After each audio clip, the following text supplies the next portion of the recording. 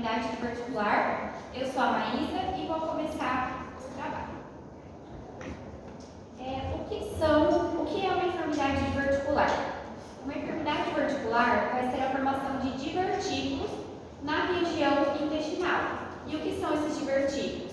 São dilatações saculares que vão acontecer na região do intestino através do orifício por qual as arteríolas vão penetrar na capa muscular. Então, uma diverticulose seria a formação desses divertículos, mas o paciente não apresenta sintomas. E a diverticulite seria a inflamação aguda dele. Tá? Como aqui na imagem a gente pode ver, tem uma coleção de líquido. E eles podem ser de dois tipos: os verdadeiros, que vão apresentar todas as capas da parede intestinal, inclusive a capa muscular, e os falsos, que vão ser a maioria dos casos, e eles vão apresentar apenas a capa muscular e submucosa, a capa mucosa e a submucosa, eles não vão ter a capa muscular. A fisiopatologia. A área mais afetada vai ser o colo sigmoide. Por quê? O colo sigmoide é a região do colo que tem o menor calibre. Então, consequentemente, a pressão nessa região é maior. E esse aumento de pressão gera uma maior tensão na parede, e isso associado aos fatores como baixa ingesta de fibra, baixa ingesta de água, o paciente ter obesidade e até predisposição genética, vai aumentar ainda mais o risco de padecer de uma enfermidade diverticular. Uma outra causa seria um paciente na terceira idade, que é onde mais vai acontecer essas enfermidades diverticulares. Por quê? Um paciente da terceira idade, ele tem a perda de colágeno. E tendo essa perda de colágeno, tem uma perda da elasticidade da capa muscular do intestino. Então, vai ficar um ambiente hipotônico. E isso vai fazer com que fique mais predisposto a ter uma enfermidade diverticular. Oi, sou Luísa. A diverticulose, ela pode ser classificada em assintomáticos, que vão ser os mais frequentes, vão ser de 70% a 85%. As hemorragias, que elas podem acontecer em 3 a 5% dos pacientes. E a diverticulite, que ela também pode ser classificada em complicada e não complicada, sendo a não complicada a mais frequente. As manifestações clínicas. A diverticulite não complicada, ela pode apresentar uma dor abdominal, uma febre, leucocitoses, anorexia, flatulências, náuseas, alteração de diarreia, estranhamento e achados casuais em colonoscopia. O quadro inicial da diverticulite aguda, sem complicação, ele vai incluir febre, anorexia, dor no quadrante inferior esquerdo do ventre e estranhamento. As náuseas, vômitos e a alteração do ritmo intestinal, eles são sintomas inespecíficos, mas podem acontecer. Oi, meu nome é Amanda e eu vou falar da diverticulite complicada. Ela vai ser em menos de 25%, aí pode acontecer abscessos em 16%, perfuração em 10%, 5% estenoses e fístula em 2%. A diverticulite complicada. Em menos de 25% dos casos, o quadro inicial pode ser de uma peritonite generalizada pela presença da perfuração de um divertículo. E se forma um abscesso pericolônico, a pessoa pode mostrar uma distensão abdominal e signos de peritonite localizada. Os estudos laboratoriais vão ter leucocitoses e, em raras ocasiões, o paciente vai apresentar um nível hidroaéreo no quadrante inferior esquerdo na radiografia simples do abdômen. E se trata de um divertículo gigante de colo sigmoide, se corrige com ablação cirúrgica para evitar uma perfuração iminente. Os sintomas recorrentes.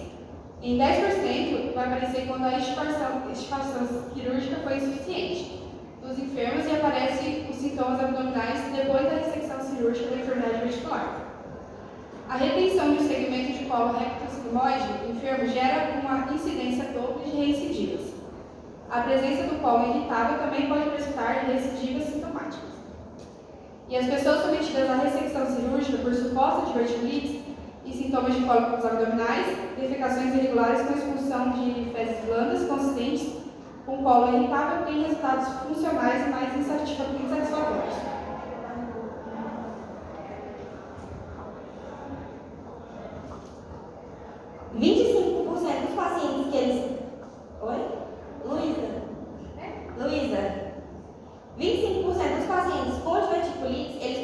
apresentar algum tipo de complicação, que podem incluir um abscesso, que se produz quando se acumula pus nas bolsas, uma obstrução no intestino causada pelo tecido cicatricial, um conduto anômalo, que seria uma fístula, entre as secções dos intestinos, ou entre o intestino e outros órgãos, a peritonite, que ela pode produzir se uma bolsa infectada ou inflamada ela se rompe e derrama conteúdos intestinais na cavidade abdominal. A peritonite ela vai ser uma emergência médica que ela requer atenção imediata. Bom dia, meu nome é Tiago. Vou falar um pouco sobre o diagnóstico da enfermidade diverticular. Na diverticulose, o diagnóstico é feito por um hemograma, perfil renal, glicemia, coloprenema e a coloscopia. O enema e a coloscopia devem ser realizados só na diverticulose, porque a diverticulite ela é contraindicada por ser na fase aguda da enfermidade e pode causar perfuração ou outras complicações. A diverticulite seria o hemograma, perfil renal, glicemia, eco, ultrassom e de eleição a tomografia abdominal.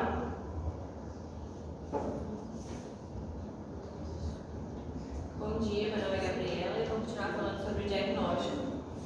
Então, na diverticulite, o hemograma constata leucocitose leve, amilases elevada pode estar elevado pelo risco em caso de perfuração e peritonite.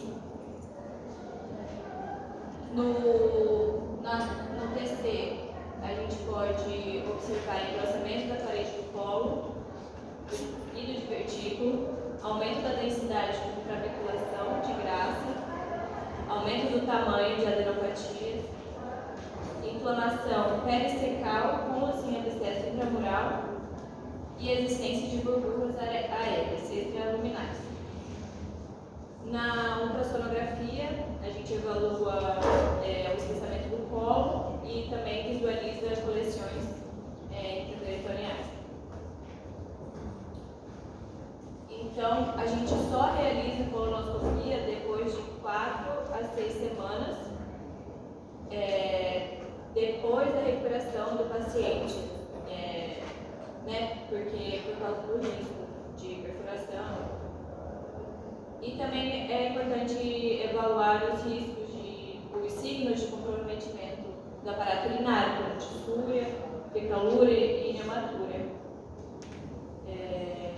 E também deve realizar o exame de aparato genital feminino, pelo que pode revelar saída de material fecal. E também o bulbo do fundo do saco nos casos de abscesso pélvico.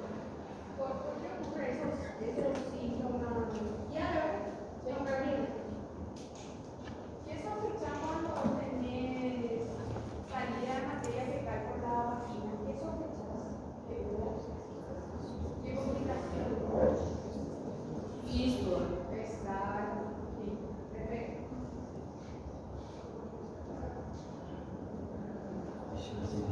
E diagnóstico diferencial, síndrome de intestino irritável, caso de colite, câncer coloretal e enfermidades ginecológicas como endometriose, moléstias inflamatórias pélvicas agudas e afecções ovárias.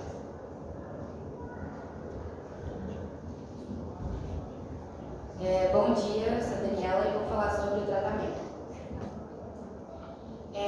Na diverticulose, não tem, tanto na diverticulose quanto na diverticulite, não tem uma maneira de você fazer retroceder essa enfermidade. Na diverticulose, sugere que uma fibra dietética para corrigir a desmotilidade e a diminuição do estranhamento e antiespasmódicos. Os medicamentos que alteram essa motilidade colônica, eles não são efetivos, exceto para aliviar esses sintomas agudos.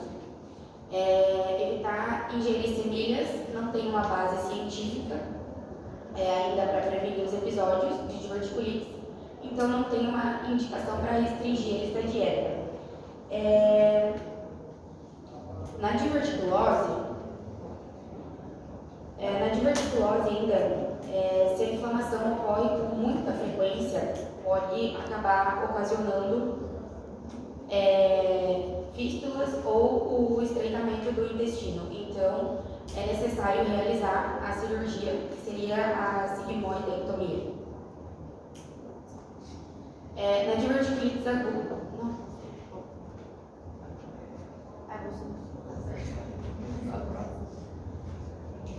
Os critérios de internação intra-hospitalar na diverticulite aguda. A gente vai realizar uma tomografia de abdômen que pode mostrar uma diverticulose complicada. O que vai ser a diverticulose complicada? Ela vai apresentar um abscesso ou uma perfuração, uma fístula ou uma obstrução. Ou a gente pode ter uma tomografia abdominal que mostra uma diverticulite não complicada em um paciente que vai apresentar uma ou mais das seguintes comorbidades, que pode ser um paciente com uma imunossupressão, com febre alta, uma leucocitose significativa, com dor abdominal severo, idade avançada, fracasso na intolerância à ingesta oral e fracasso ao tratamento ambulatório. E aqueles que não cumprem os critérios podem receber de diverticulite aguda, a gente vai fazer o tratamento ambulatorial, que cabe que os casos tratados clinicamente ou unicamente com drenagem de abscesso, a gente se deve operar de maneira eletiva. E os critérios de indicação cirúrgica, que vão ser 2 ou mais convulsões bem documentadas em pacientes maiores de 50 anos, uma afetação aguda em paciente de menos de 40 anos, presença de complicações como as fístulas, as estenoses segmentárias, perfurações e hemorragias.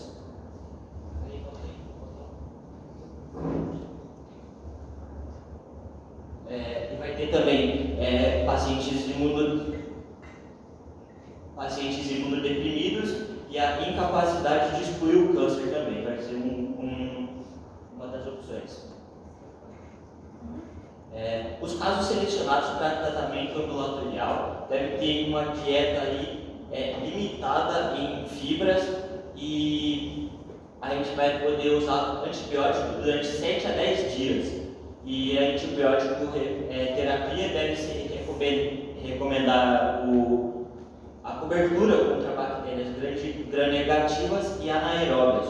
E a gente pode fazer o tratamento com uma ciprofloxacina de 500 mg via oral a cada 12 horas e metronidazol 500 mg via oral a cada 8 horas, que é o mais comum, e a amoxicilina clavulanato de 875 mg e 125 mg 2 vezes por dia, que também pode ser uma alternativa. A dieta durante a fase aguda da enfermidade deve ser baixa em fibra, para o descenso intestinal durante o período crítico.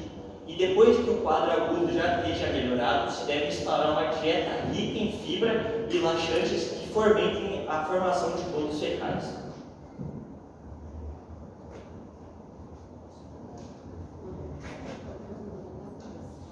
Aqui a gente tem a classificação de Hinch modificada da diverticulite aguda, que a gente faz em cada caso.